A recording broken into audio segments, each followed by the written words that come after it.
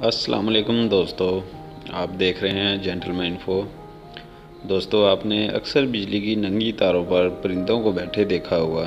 हर जीशु इंसान के जहन में ये सवाल ज़रूर आता है कि आखिर इन परिंदों को करंट क्यों नहीं लगता।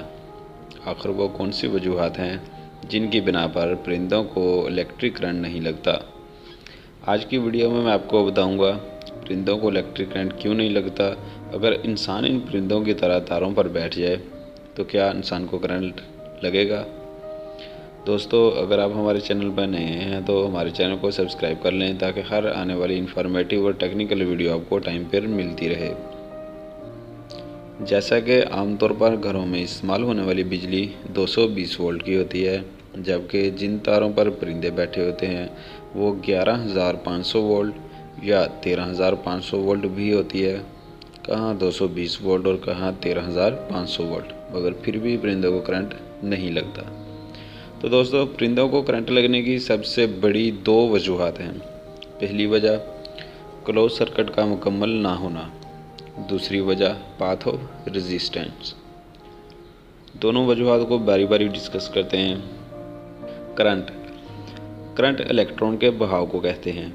आसान अल्फाज में करंट का बहाव उस तरफ होगा जिस तरफ रुकावट कम से कम होगी। अब डिस्कस करते हैं पाथ ऑफ रेजिस्टेंस।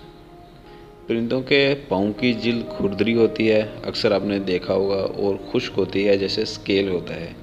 जिल्द खुरदरी होने की वजह से रेजिस्टेंस बहुत ज़्यादा होती है, और तारें क्योंकि कॉपर की बनी होती हैं और कॉपर की रेजिस्टेंस बहुत कम होती है। मैंने आपको पहले बताया करंट का बहाव उस तरफ होगा जिस तरफ रुकावट कम से कम होगी, यानी रेजिस्टेंस कम से कम होगी। परिंदों के पाँव की रेजिस्टेंस ज़्यादा होने की वजह से करंट इनमें से नहीं गुजर पाता और अपने आसान रास्ते यानी कम रेजिस्टेंस की तरफ तारों में से ही गुजर जाता है।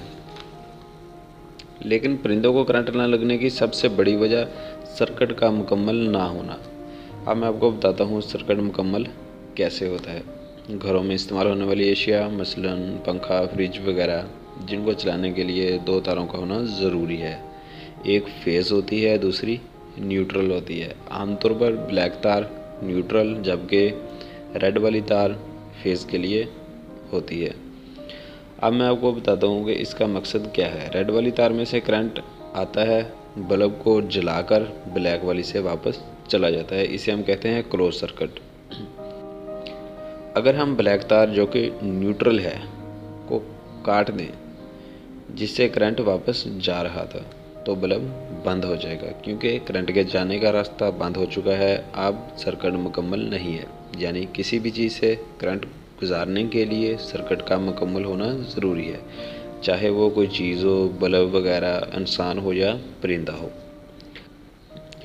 आपने अक्सर देखा होगा कि परिंदा एक तार के ऊपर बैठा होता है, या तो वो फेज़ के ऊपर बैठा होगा या फिर न्यूट्रल पर। एक तार पर बैठा होने की वजह से सर्किट कंप्लीट नहीं होता, यानी परिंदे में से करंट नहीं गुजरता, परिंदे को करंट नहीं लगता। अगर परिंदा फेज़ पर बैठा है और वो दूसरी तार न्यूट्रल को टच करता है तो सर्किट मुकम्मल हो जाएगा, करंट गुजरने लगेगा और परिंदा मर जाएगा। कभी कभार ऐसा होता है कि तारों का दरमियानी फासला बहुत कम होता है, कोई बड़ा परिंदा आकर बैठ जाता है और जब वो उड़ने लगता है तो उसका पर दूसरी तार से टच हो जाता है। जब परिंदा दोनों तारों से टच होता है तो फेज़ और न्यूट्रल दोनों मिल जाते हैं, यानी कि पाथ कंप्लीट हो जाता है, सर्किट कंप्लीट हो जाता है और करंट का बहाव शुरू हो जाता है। फ़ौरन परिंदा मरकर नीचे गिर जाता है। अब हम बात करते हैं कि अगर कोई इंसान इन परिंदों की तरह एक तार पर बैठ जाए तो क्या उसे करंट लगेगा। तो दोस्तों, इसका जवाब है जी नहीं, इंसान को करंट नहीं लगेगा, क्योंकि वो एक तार पे बैठा है, सर्किट मुकम्मल नहीं है। अगर वो दूसरी तार को टच करता है तो सर्किट कंप्लीट हो जाएगा और इसे करंट लग जाएगा। आप सोच रहे होंगे घरों में तो एक तार को पकड़ने से ही करंट लग जाता है। इसकी वजह यह है कि ज़मीन का किरदार एक न्यूट्रल का होता है। जब हम फेज़ को पकड़ते हैं तो करंट का पाथ फेज़ टू न्यूट्रल, यानी कि ज़मीन में से करंट गुजरना शुरू हो जाता है, सर्किट कंप्लीट हो जाता है।